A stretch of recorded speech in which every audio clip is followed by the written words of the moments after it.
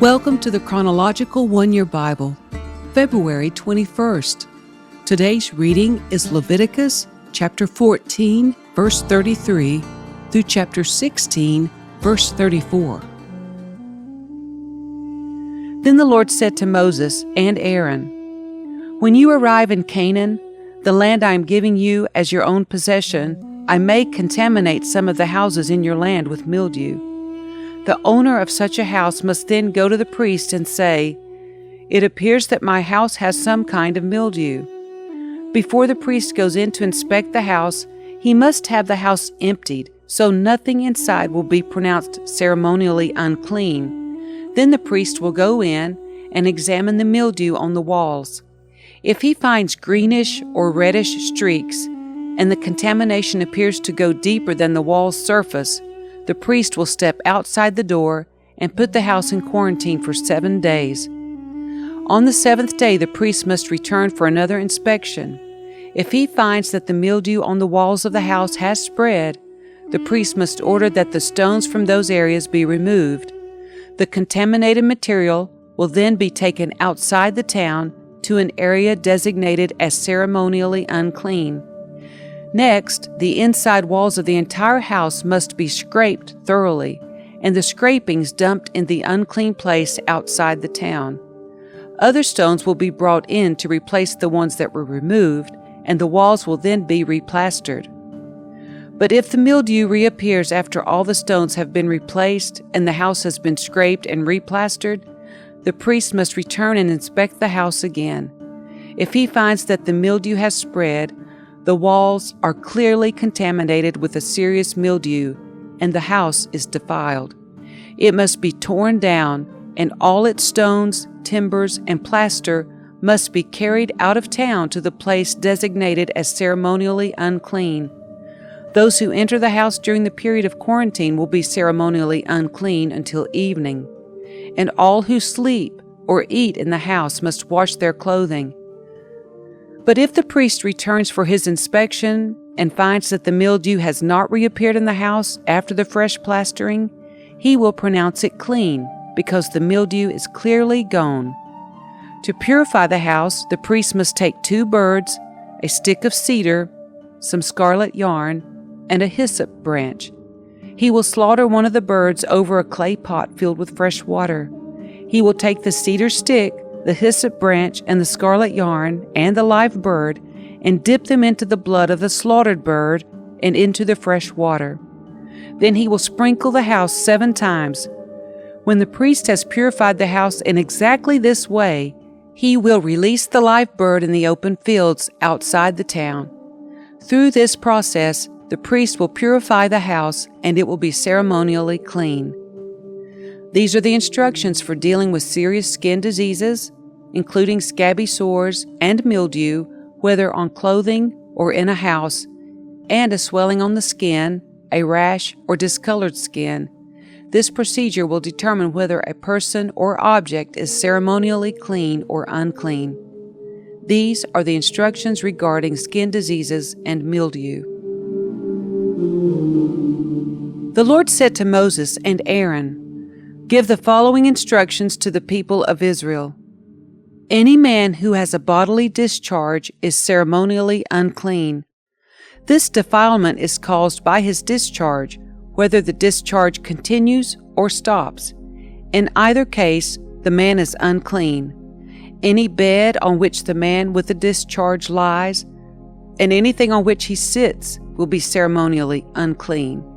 So if you touch the man's bed, you must wash your clothes and bathe yourself in water, and you will remain unclean until evening. If you sit where the man with the discharge has sat, you must wash your clothes and bathe yourself in water, and you will remain unclean until evening. If you touch the man with the discharge, you must wash your clothes and bathe yourself in water, and you will remain unclean until evening. If the man spits on you, you must wash your clothes and bathe yourself in water, and you will remain unclean until evening. Any saddle blanket on which the man rides will be ceremonially unclean. If you touch anything that was under the man, you will be unclean until evening. you must wash your clothes and bathe yourself in water, and you will remain unclean until evening. If the man touches you without first rinsing his hands, you must wash your clothes and bathe yourself in water, and you will remain unclean until evening. Any clay pot the man touches must be broken, and any wooden utensil he touches must be rinsed with water.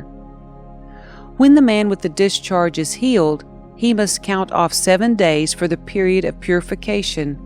Then he must wash his clothes and bathe himself in fresh water, and he will be ceremonially clean.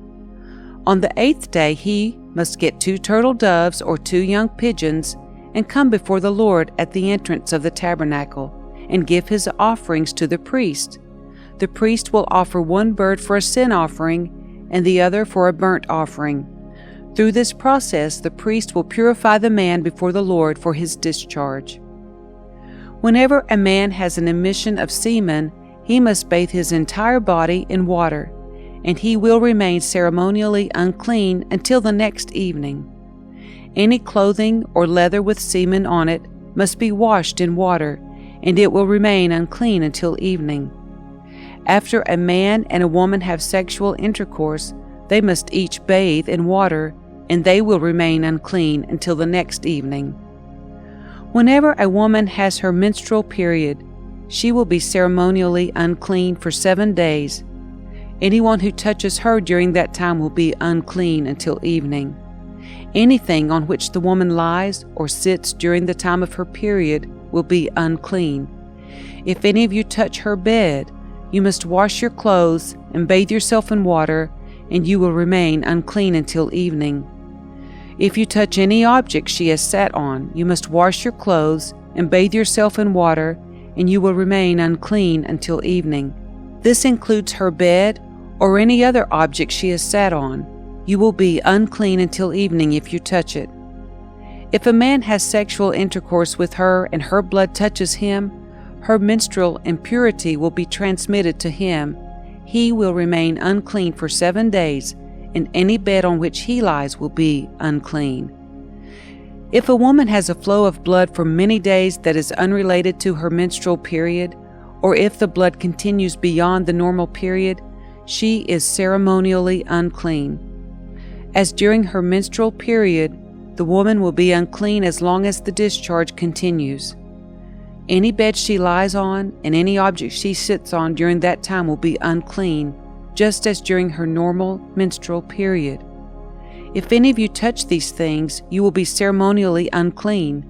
You must wash your clothes and bathe yourself in water, and you will remain unclean until evening.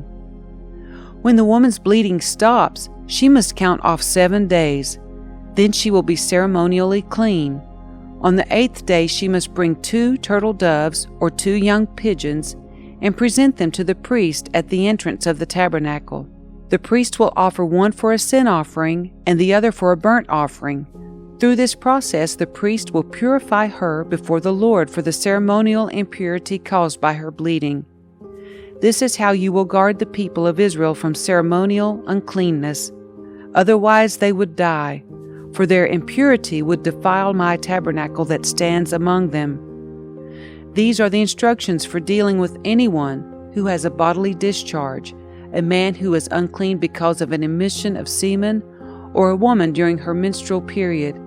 It applies to any man or woman who has a bodily discharge, and to a man who has sexual intercourse with a woman who is ceremonially unclean. The Lord spoke to Moses after the death of Aaron's 2 sons, who died after they entered the Lord's presence and burned the wrong kind of fire before him. The Lord said to Moses, "Warn your brother Aaron not to enter the most holy place behind the inner curtain whenever he chooses. If he does, he will die. For the ark's cover, the place of atonement, is there, and I myself am present in the cloud above the atonement cover.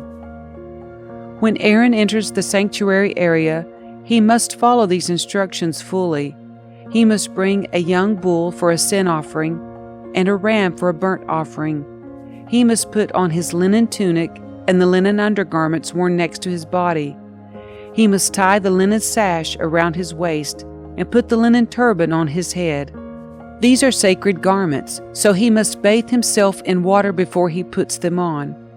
Aaron must take from the community of Israel 2 male goats for a sin offering and a ram for a burnt offering. Aaron will present his own bull as a sin offering to purify himself and his family, making them right with the Lord. Then he must take the 2 male goats and present them to the Lord at the entrance of the tabernacle. He is to cast sacred lots to determine which goat will be reserved as an offering to the Lord and which will carry the sins of the people to the wilderness of Azazel. Aaron will then present as a sin offering the goat chosen by lot for the Lord. The other goat, the scapegoat chosen by lot to be sent away, will be kept alive, standing before the Lord. When it is sent away to Azazel in the wilderness, the people will be purified and made right with the Lord. Aaron will present his own bull as a sin offering to purify himself and his family, making them right with the Lord. After he has slaughtered the bull as a sin offering, he will fill an incense burner with burning coals from the altar that stands before the Lord.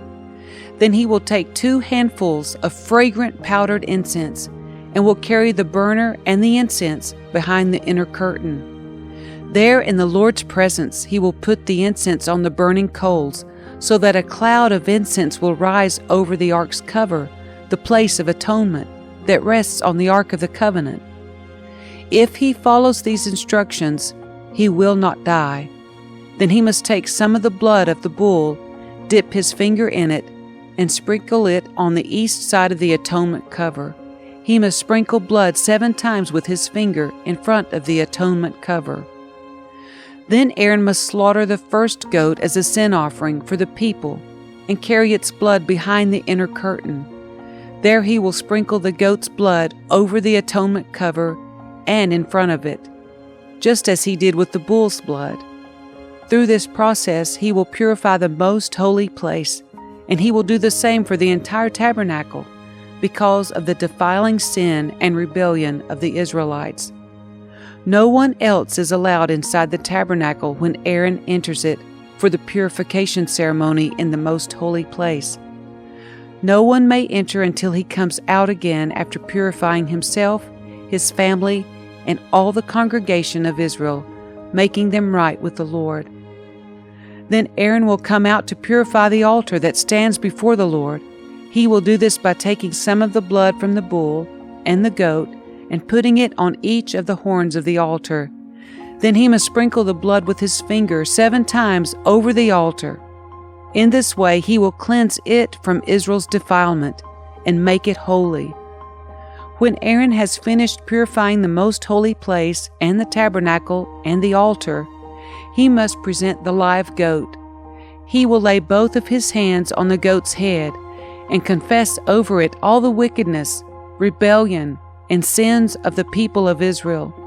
In this way he will transfer the people's sins to the head of the goat. Then a man specially chosen for the task will drive the goat into the wilderness. As the goat goes into the wilderness, it will carry all the people's sins upon itself into a desolate land. When Aaron goes back into the tabernacle, he must take off the linen garments he was wearing when he entered the most holy place, and he must leave the garments there. Then he must bathe himself with water in a sacred place, put on his regular garments, and go out to sacrifice a burnt offering for himself and a burnt offering for the people. Through this process, he will purify himself and the people, making them right with the Lord. He must then burn all the fat of the sin offering on the altar. The man chosen to drive the scapegoat into the wilderness of Azazel must wash his clothes and bathe himself in water. Then he may return to the camp. The bull and the goat presented as sin offerings, whose blood Aaron takes into the most holy place for the purification ceremony, will be carried outside the camp. The animals' hides, internal organs, and dung are all to be burned. The man who burns them must wash his clothes and bathe himself in water before returning to the camp.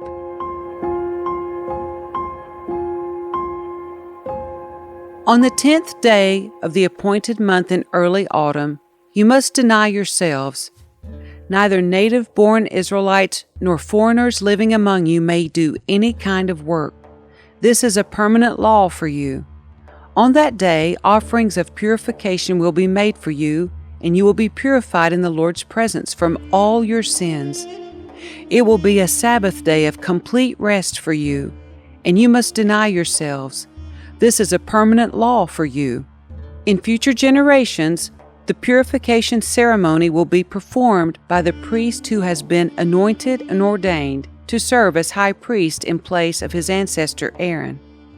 He will put on the holy linen garments and purify the most holy place, the tabernacle, the altar, the priests, and the entire congregation.